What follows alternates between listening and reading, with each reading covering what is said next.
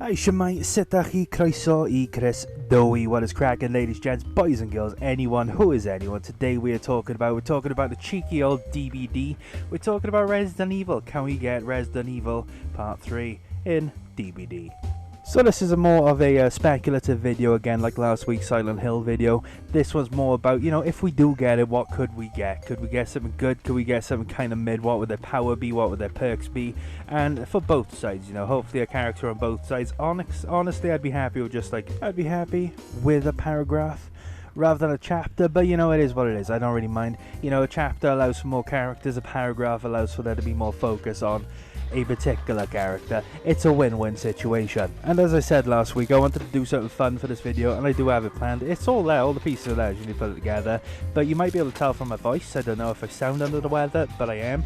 And it's just that it's an awful lot of work kind of thing to put it together, because I'm not going to spoil it. It's going to be a nice surprise for a future video.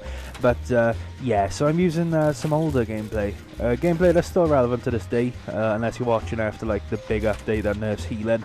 But it's going to be gameplay that's been recorded like a week or two ago. So without further ado, if we did get another Resident Evil expansion, another Resident Evil DLC, what could it be? Now my suggestion is probably one of my favourite boss fights in Resident Evil in general, whether it be whatever game, this is probably one of my favourite boss fights, one of my favourite characters, and they are from Resident Evil 4, and we're talking about Mendez, one of my favourite all-time fit. He's so cool, and the Resident Evil 4 remake does him so well.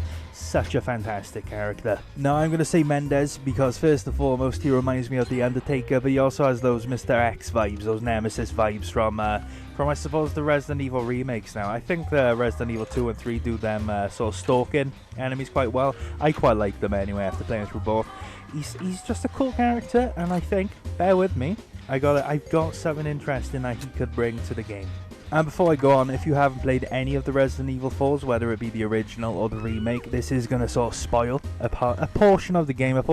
You sort of know what's coming if you start playing it, but it's a little bit of a spoiler, so be warned. So in the Mendez boss fight, you damage him enough, and then he sort of splits in two. He gets like extended, he gets like sort of necromorphy, and that I think would be his power. That in a loop, in a jungle gym, he'd be able to stand just outside, extend, and be able to see like top down the jungle. Obviously he's not going to be like 20 foot in the air, but he's going to be a lot taller to be able to see over the walls and the pallets. But then obviously this power is quite weak in his current form, because he'd just be stuck there standing, so he'd need to be able to attack, maybe to like I don't know, shoot like projectiles.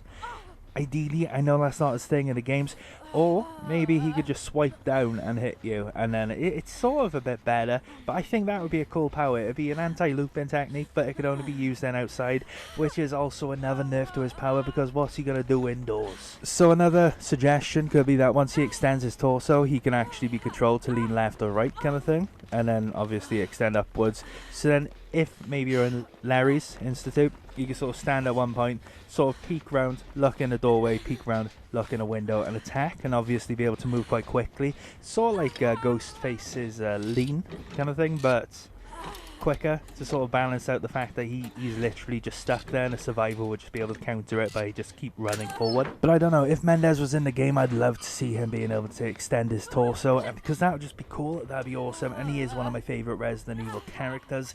But alternatively, there are multiple other characters that they could use. Another character that they could introduce as a killer would be a fan favourite, and it is Lady Dimitrescu. But the thing is, what would her power be? Because she has those claws that extend, but she is also massive, super tall, and that could allow her to peer over loops outside, and then indoor maps she could crouch down and create more of a presence, become a wider sort of character model to prevent survivors passing past. It could be good to sort of add more presence. To be honest, she is a really cool character. There is a lot of presence to her. She is a fantastic character. It's a shame she wasn't used as much in Resident Evil Village, but it is what it is. I suppose it is what it is. You'd sort of have to have a power though to avoid just being an M1 killer who just walks after you and swipes at you with her claws. So maybe she could use her daughters. She could summon her daughters in, similar to the Knight, how his guards can cut people off, but then her daughters could just sort of do something similar. I don't know, I don't want her to be like an exact replica of the Knight, or like the Skull Merchant, where they could just lock down the last few gens and it just drags the game on and it sucks. But I think there is honestly potential in Lady Dimitrescu. It just comes down to her power, because I don't want her to be an M1 killer, but as she stands at like 1,000,000,000 foot tall, she is really tall. She can look over loops. She can swipe at them with her claws. It sort of makes sense, to be honest. But then she can't like lean side to side kind of thing, because that's weird. But then also she would have like sort of like a stance change when she's indoors, so she takes up more space and it's harder to get past her, which could help with jukes and 360s. I don't know if that's a sufficient power though. She does lean heavily on vampire themes though in Resident Evil 8, so alternatively maybe she could sort of suck your blood, get a bit of them vampire killer vibes, which people have wanted for ages. I want a vampire killer in the game. It'd be cool. But then if she's a vampire killer, she can sort of get some of your blood and then it gives her haste, something cool like that, and maybe that would be a sufficient power for her.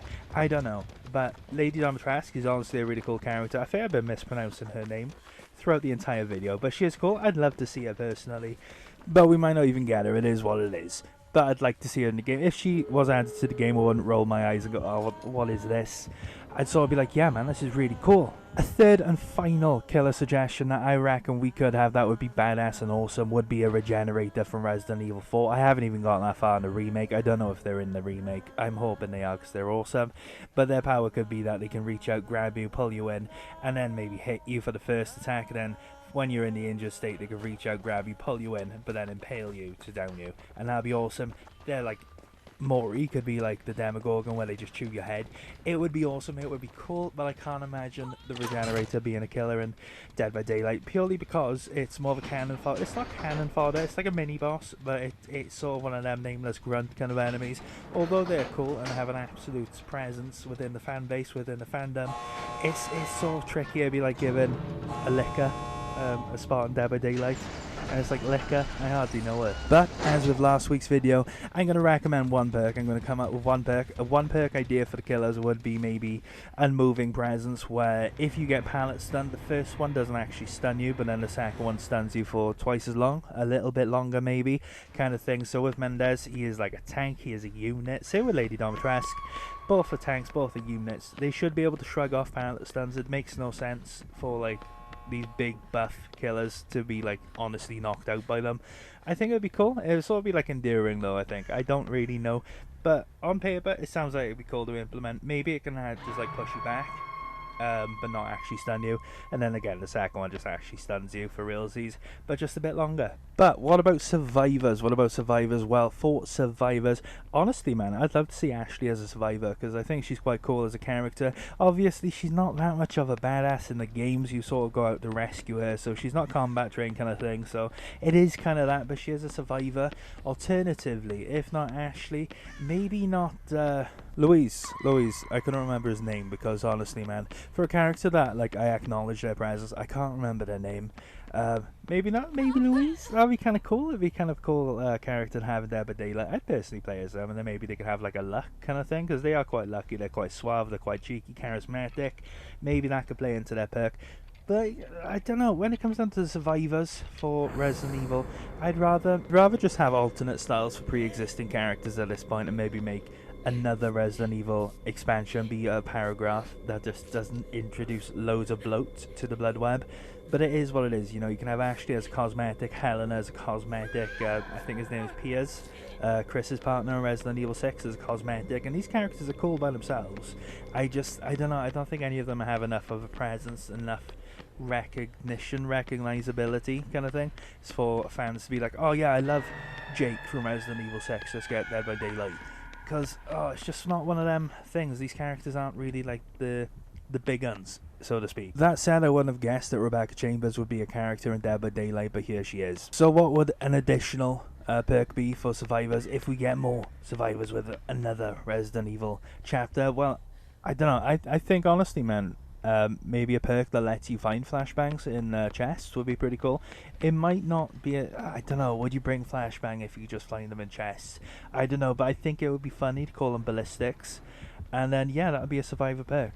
It'd be good for people that haven't got the Resident Evil chapters, but alternatively, does it diminish the value of the perk itself? Well, flashbang perk. But I think that's about it, fellas, ladies and gents, and anyone who is anyone, whether you're the guy in the closet waiting for the person watching this video to fall asleep so you can jump out, or the person waiting to fall asleep so they can be jumped in their sleep.